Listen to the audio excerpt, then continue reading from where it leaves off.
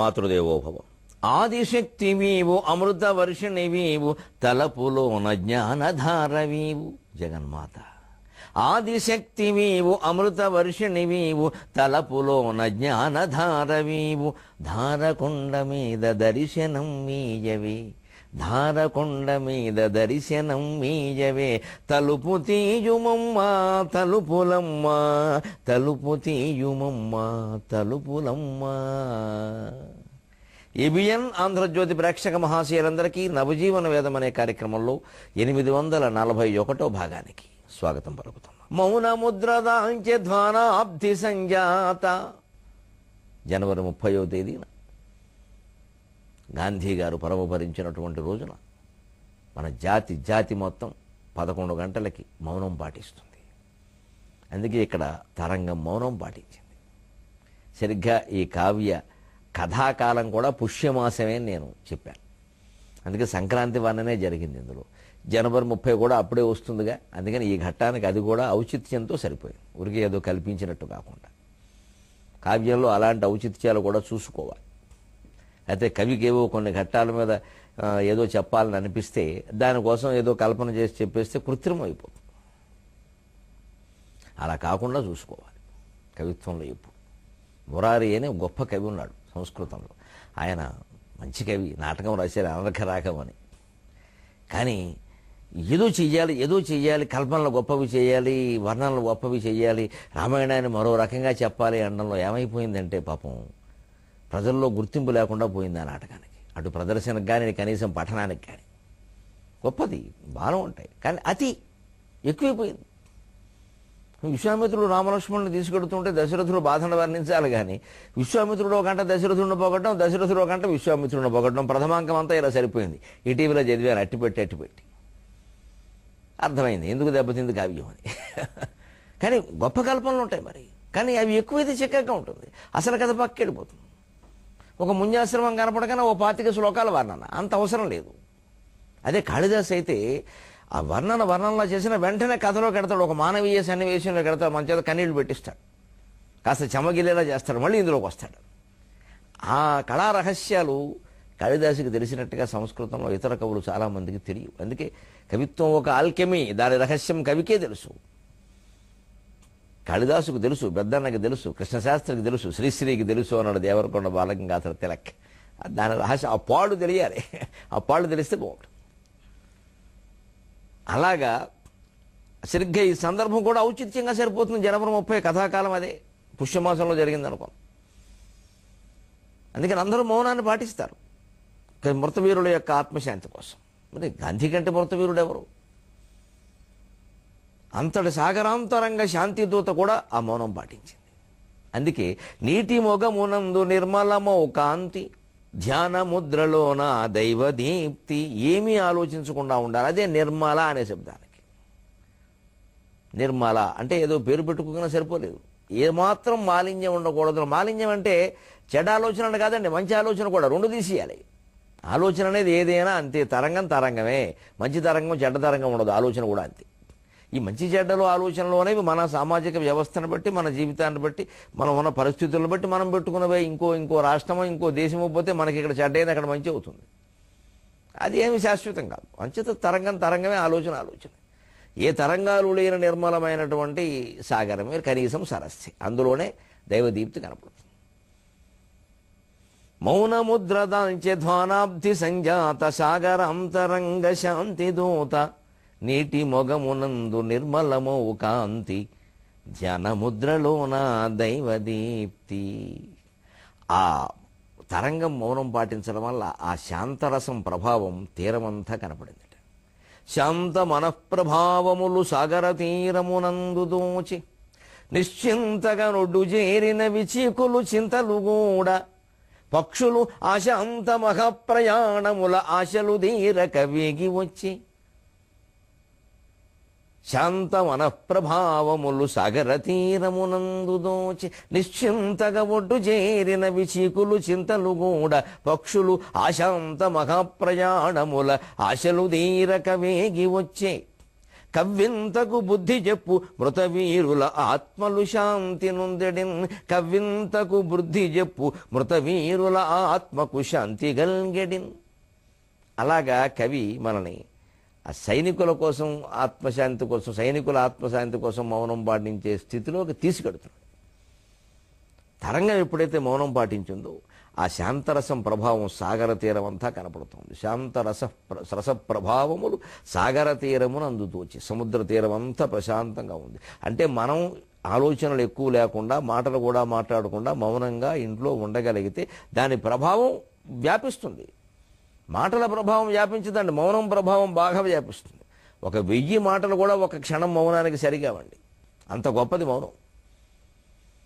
దాని గురించి ఎక్కువగా చెప్పే అర్హత మా కవులకి, ఉపన్యాసకులకి, ప్రవచనకర్తలకి లేదు. మేము మౌనం అలా ఉండలేము. కానీ మౌనం అంత గొప్పది. మేము కూడా ప్రయత్నం చేయాలి, మీరు ప్రయత్నం చేయాలి. సాగర తీరమునందు దోచ నిశ్చింతగా ఒడ్డు చేరినవి చీకులు చింతలు కూడా, అది కవితాత్మకంగా చెప్పడం.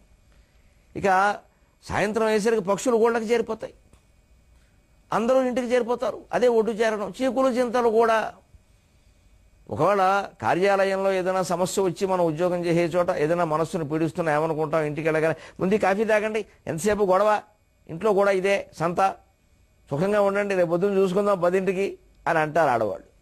ఆ రకంగా అది మనశ్శాంతి, అటువంటి మనశ్శాంతి కలిగిస్తారు. అదే ఓదార్పు అంటే. కాసేపు వదిలేద్దాం. అంచేది ఆ చీకులు చింతలు ఏమున్నాయో మన ఉద్యోగం, వ్యాపారం, దాని గురించి అవి ఒడ్డు చేరాయి. నిశ్చింతగా ఒడ్డు చేరనివి చీకులు చింతలు కూడా. పక్షులు అశాంత మహాప్రయాణముల ఆశలు తీరక వేగి వచ్చి. పక్షులు ఎక్కడెక్కడికో వెళ్ళాయి. వాటి ఆశలు తీరాయి అంటే చెప్పలేమండి. మన్నాడు మళ్ళీ బయలుదేరుతుంది. ఏమనుకుందో, ఏం తెచ్చిందో, ఆ పిల్లలకి ఏం పెడుతుందో, అసలు ఏ ఉద్దేశంతో పక్షి ఆకాశంలోకి ఎగిరిందో ఎవరు చెప్పగలరండి? పక్షులు లాంటి వాళ్ళమే మనం కూడా. మన ఆశలు తీరుతాయా ఈ జన్మకి? ఎన్ని తీరినా కొత్తవి పుడుతూ ఉంటాయి. పక్షులు అశాంత మహాప్రయాణముల ఆశలు తీరక వేగి వచ్చి. కవ్వింతకు బుద్ధి చెప్పు మృతవీరుల ఆత్మకు శాంతి కలిగడి. ఆత్మలు శాంతి, మృతవీరుల ఆత్మలు శాంతి నందడి. భారతీయ వీరుల గురించి ఈ మాట. పాకిస్తాన్ లాంటి దుర్మార్గపు దేశాల వీరుల గురించి కాదు.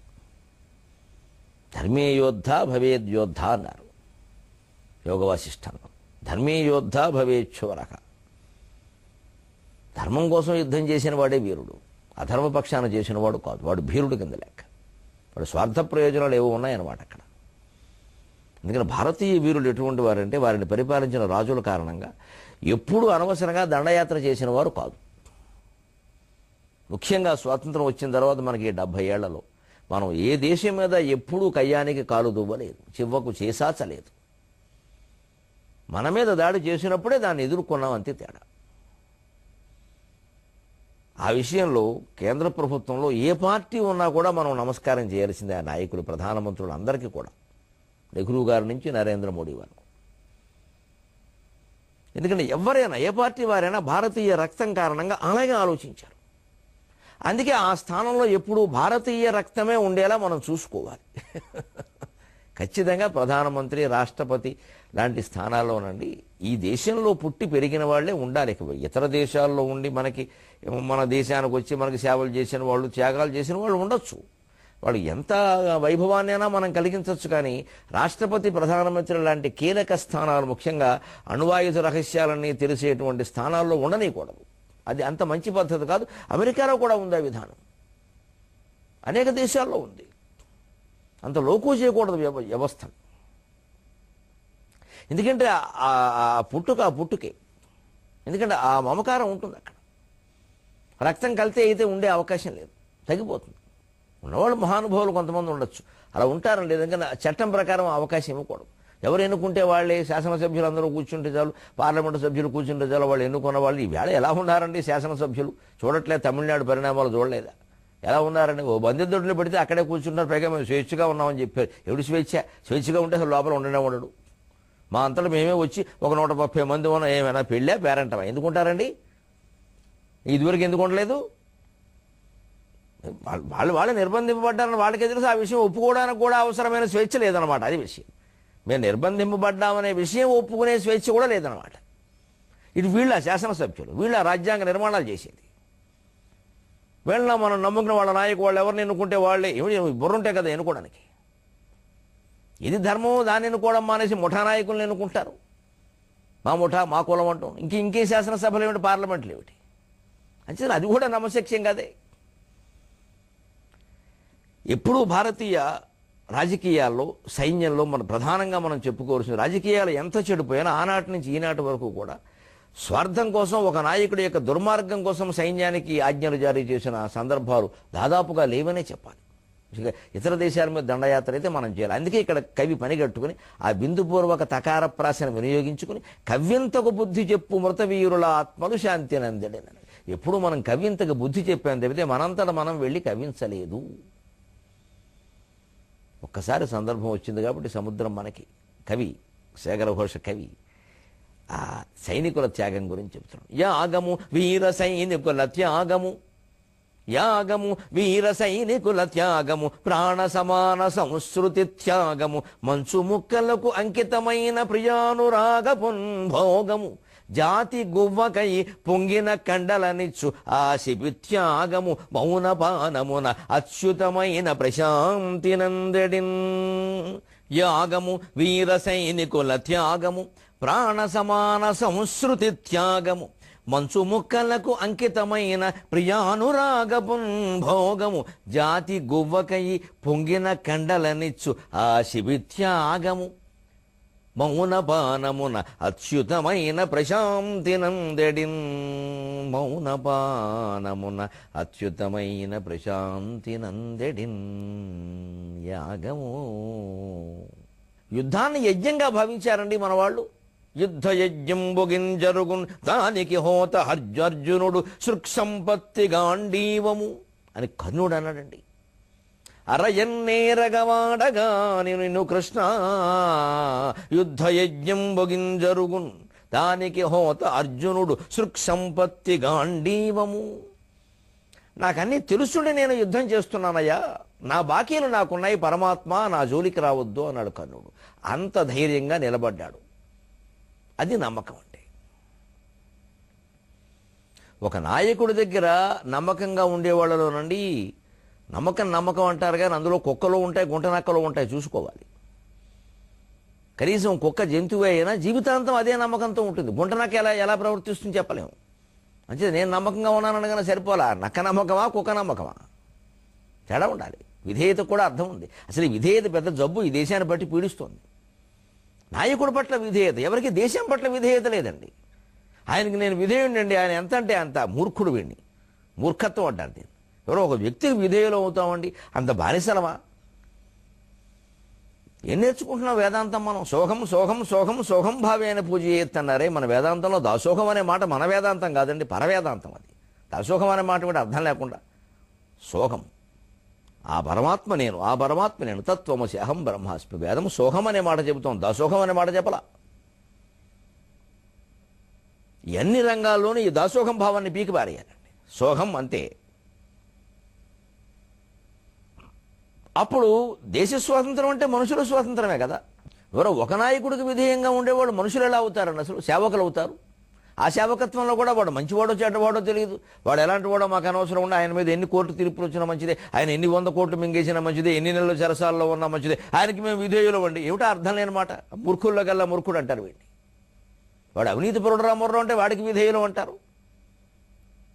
అది రుజువైపోతున్నా కూడా ఇంతకంటే మూర్ఖత్వం జంతువుల్లో కూడా ఉండదండి. అటువంటి వాళ్ళ వల్లే దేశం దెబ్బతింటోంది. ఎటువంటిది యాగం అంటే, యుద్ధం అంటే యజ్ఞంగా భావించారు. ఎందుకని? అంతే, యుద్ధం ఏదో గెలవని ఓడవని. అది వీర సైనికుల త్యాగం. యుద్ధాన్ని యజ్ఞంగా భావించారు. దానికి ప్రమాణంగా ఒక చక్కని కథ ఉందండి. ఆముక్త మాల్యదలో ఉంటుంది. ఖాండిత్య కేశిధ్వజోపాఖ్యానం అని. అవురా, ఈ దేశాన్ని పాలించిన రాజులు ఇంత రాజనీతి శాస్త్ర కోవిదులా, ఇంత యోగులా అనిపిస్తుందండి ఆశ్చర్యకరంగా. ఖాండిత్యుడు, కేశిధ్వజుడు వాళ్ళిద్దరూ ఒక వంశానికి చెందినవారు, దాయాదులు. సరే, వారికి ఏదో రాజ్యం ఎవరిదనే విషయంలో వచ్చింది. ఇద్దరు పోరాడతారు, యుద్ధం చేస్తారు. అందులో ఖాండిత్యుడు ఓడిపోతాడు, కేశిధ్వజుడు గెలుస్తాడు. ఖాండిత్యుడు ఓడిపోయాడు కాబట్టి అడవులకు వెళ్ళిపోతాడు. ఇంకా మళ్ళీ ఇక్కడ ఉండి పొల్లెట్టడం, ఈ దుర్మార్గపు రాజకీయాలు లేవండి. వెళ్ళిపోయాడు. తనకి నమ్మకస్తులైన వాళ్ళు ఏదో కొద్దిమంది మంత్రులు, అంతఃపుర స్త్రీలు ఎలాగో ఉంటారు, పరివారం, మంత్రులు 25 మంది అనుకో, వెళ్ళిపోయాడు. ఎక్కడో అడవులోకి వెళ్ళిపోయాడు. ఈ కేశిధ్వజుడు కూడా ఎటువంటి వాడంటే ఆయన కేవలం వీరుడు, యోధుడు, రాజు కాదండి, ఒక యోగి. ఆశ్చర్యకరంగా ఉంటాయండి ఈ దేశ పూర్వ చరిత్రలు. అతను ఒక యజ్ఞం చేస్తాడు. తర్వాత గెలిచాక, రాజ్యస్థాపన అయ్యాక ఒక యజ్ఞం చేస్తాడు. గెలిచాననే గర్వం ఏం లేదు. అదే యుద్ధాన్ని యజ్ఞంగా భావించడం అంటే. ఏదో పరిస్థితులు కలిసి వచ్చే మనం గెలిచాం అంత మాత్రం చేత కాండిక్యుడు దుర్మార్గుడు అనేం కాదు. అతని అభిప్రాయం సరైందా, మన అభిప్రాయం సరైందా తేల్చుకుందుకు ఆయుధం పట్టక తప్పని పరిస్థితి వచ్చింది, పట్టాం. మనం ఏదో పరిస్థితులు కలిసి రావడం వల్ల గెలిచాం, కేవలం మన శౌర్యం కాదు అని కేశిధ్వజుడు చాలా వినయంతో ఉన్నాడు. అతను మహాయోగి, గెలిచాడు. సరే, యజ్ఞం చేస్తాడు. ఆ యజ్ఞంలో హోమధేనువు ఉంటుంది. ప్రత్యేకంగా ఒక ధేనువుని, 1-2 ధేనువులను హోమధేనువులుగా పెంచుతారు. ఎందుకంటే యజ్ఞం జరిగినంతకాలం అందులో నెయ్యి కావాలి. ఆ నెయ్యికి మరి ఆవు పాలు ఉండాలి. ఆ ధేనువును చాలా పవిత్రంగా చూస్తారు.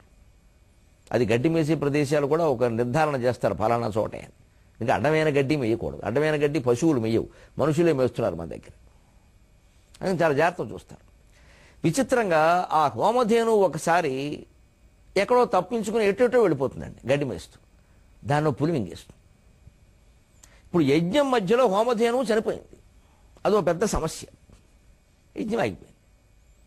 అలా జరగకూడదు, కానీ జరిగింది. చట్టాలను బట్టి సందర్భాలు ఉండవు, సందర్భాన్ని బట్టే చట్టాన్ని అన్వయించుకోవాలి. వరవిక్రయ నాటకంలో చెప్పినట్టు. అందుకని వెంటనే రాజు మంత్రుల సమావేశం, పండితుల సమావేశం పెడతాడు. ఆవు చనిపోయింది, అది దృష్టిలో పెట్టుకుని ఆలోచించాను. చనిపోవద్దు అన్నది చనిపోయిందిగా, అంతేదేం చేయాలి. వాళ్ళు అంటారు నిజమేనండి, దీనికి కొన్ని పద్ధతులు ఉన్నాయి, కానీ మేము ఎవరమూ దీన్ని చెప్పడానికి సరిపోమండి అంటారు. వాళ్ళంతా నిజాయితీ కలిగిన పండితులు చూడండి. రాజుగారు అడిగారు కదా అని తోచిందేదో చెప్పేలా. మేమెవ్వరము దీనికి చెప్పడానికి సరిపోమండి, ఆ శాస్త్రం చాలా నిగూఢమైంది, ఎప్పుడో తప్ప ఇలాంటి పరిస్థితులు రావు, ఏదో మన కర్మకాలకు వచ్చింది. దీన్ని చెప్పగలిగిన వాడు కాండిక్యుడు ఒక్కడే. చూడండి, ఇంతమంది బ్రాహ్మణులు, ఇంతమంది ఋషులు ఉండి, ఇంతమంది పురోహిత వర్గం, రాజు అయినటువంటి కాండిక్యుడి పేరు చెప్పారండి. ఎప్పుడు జ్ఞానంలో ఎవరిది పై చేయంటే వారిదే పై చేయి. వారిది ఏ కులము, ఏ మతము, ఆడా మగ మనకు అనవసరం అండి అవన్నీ. జ్ఞానం ముఖ్యం. ఆడాళ్ళకి ఏం తెలుసు అంటే అదేమిటి, ఆడాళ్ళకి చాలా తెలుసు.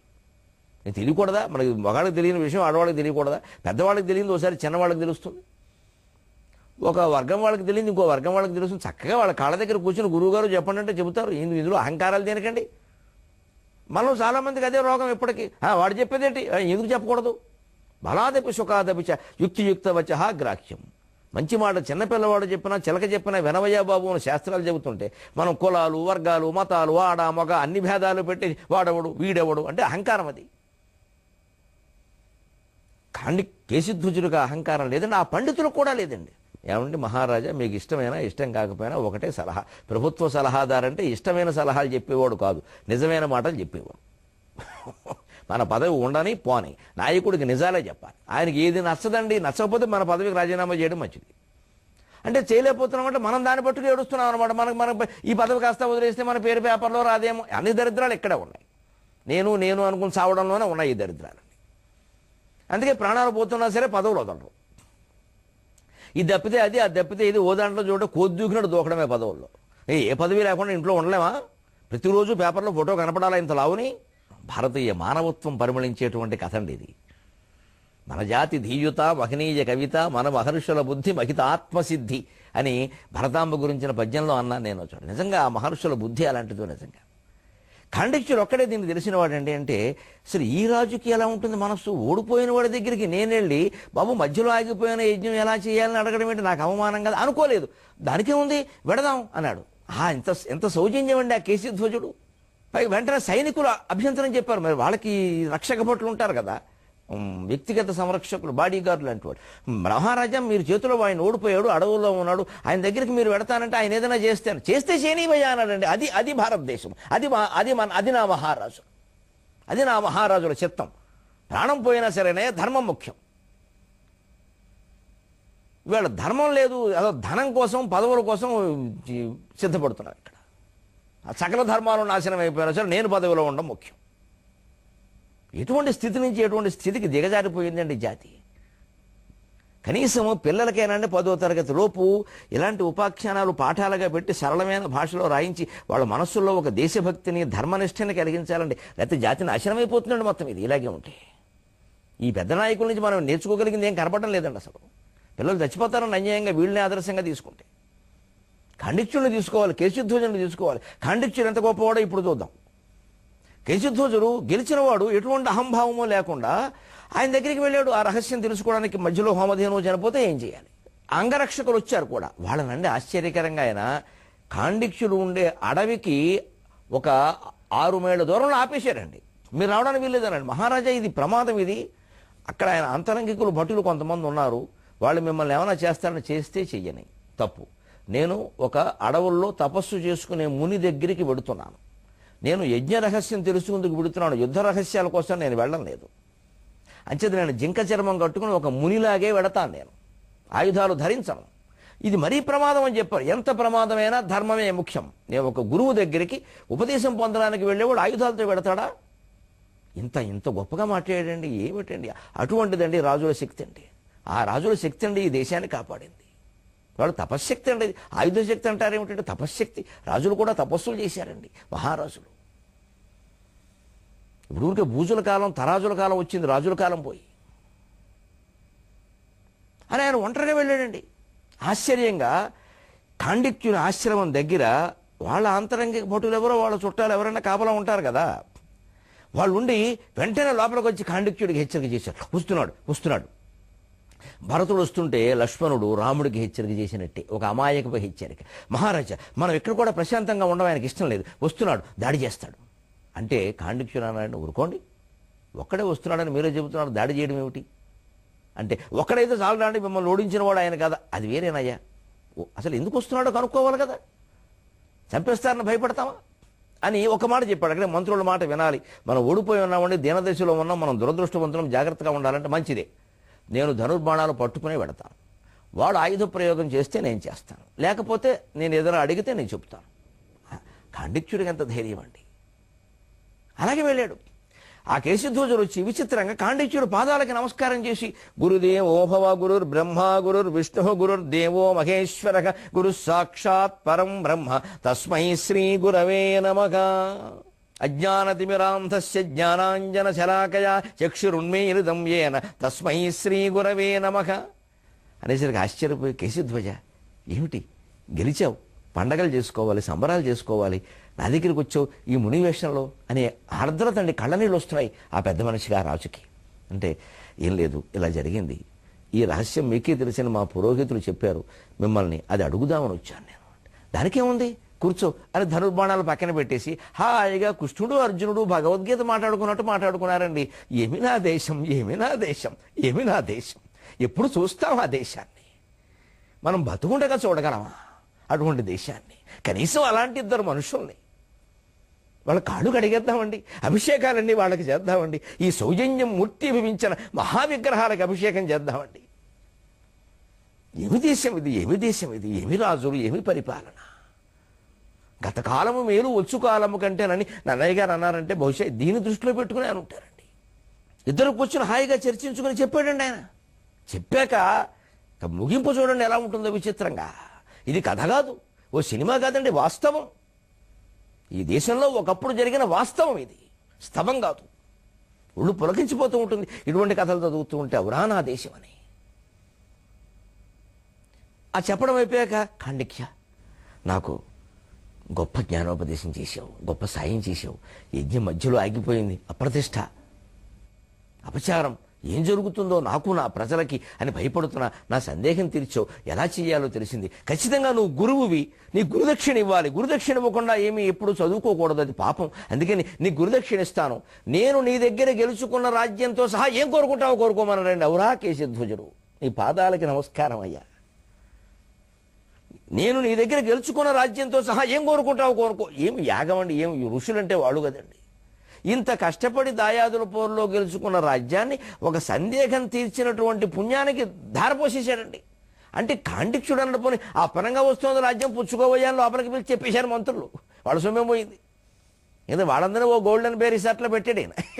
అందుకని వాళ్ళు చెప్పేశారు ఆ పరంగా వస్తుంది పుచ్చుకో, చావురుక ఇదే సలహా, ప్రభుత్వ సలహాదారంటే ఇదే పో అని చెప్పి పొమ్మని చెప్పి వెళ్ళి, లేదు నేను ఓడిపోయినందుకు బాధపడ్డాను, యుద్ధంలో పారిపోతే బాధపడాలి, పారిపోయిన వాడిని చంపితే బాధపడాలి, ఓడిపోతే బాధ ఎందుకయ్యా? ఇవాళ నువ్వు గెలిచావు, రేపు నేను గెలవచ్చు, అది పెద్ద విషయం కాదు. ఇంత గొప్ప అవకాశం నాకు వచ్చినప్పుడు నా జీవితాన్ని బాగు చేసేటువంటి బ్రహ్మజ్ఞానం పొందాలని నేను కోరుకుంటాను, కానీ ఈ యుద్ధాలు గెలవడాలు రాజ్యాలు నాకెందుకయ్యా అని కేశిధ్వజుడు యజ్ఞ సంప్రదాయాలలో ఆయనకంత నైపుణ్యం లేదు కానీ ఈ యజుర్వేదంలోనూ యజ్ఞ సంబంధమైన క్రతువులు శాస్త్రాల్లో నైపుణ్యం అంత లేదు కానీ బ్రహ్మజ్ఞానం ఉన్నవాడండి. అది అతని ప్రవర్తనలోనే తెలుస్తుంది. ఆ బ్రహ్మజ్ఞానాన్ని నాకు ఉపదేశించమని ఓ దక్షిణామూర్తి స్తోత్రం అడిగాడో మనీషా పంచమడి కూడా అప్పటికే ఉన్నాయో లేవు, అది విషయాలు కాదు. ఆ తరహా బ్రహ్మసూత్రాల నుంచి బ్రహ్మజ్ఞానం పొందాడండి. కాండిక్యుడికి కేశిధ్వజుడికి నమస్కారం చేస్తూ 23.5 గంటలు ఈ దేశంలో రాజులు అందించిన మహత్తర త్యాగ వారసత్వ సంపదను గురించి తలుచుకుందామమ్మా. ఆ వారసత్వ సంపదలో నా తెలుగు కూడా ఒకటి, దయచేసి మర్చిపోకండి.